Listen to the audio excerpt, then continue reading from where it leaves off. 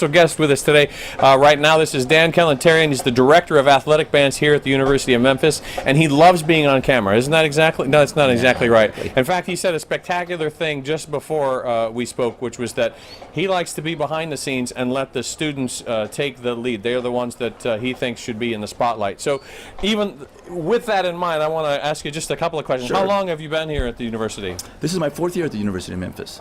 And how, with that sort of attitude, can you just sort of unpack that a little bit more? Sure. I mean, if you're referring to the thing that I mentioned, where my preference is to be behind the scenes, at first it really caught some people by surprise. They're not used to seeing that. They're used to a director being out there and really trying to be gregarious and bring people in.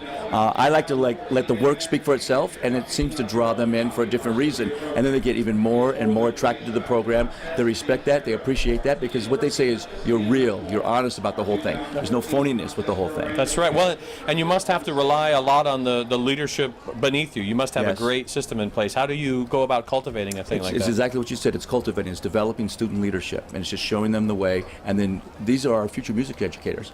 I had plenty of opportunities. People gave me all those opportunities, and I want to extend that to them, let them have an opportunity to grow under our mentorship. That's really how I see it. Is it tough with an approach like that? You have to be willing to let them fail sometimes and succeed sometimes. So is that tough for you to do? I know. It's hard to use those words, let them fail. If it's a safe environment, it's not going to be too costly.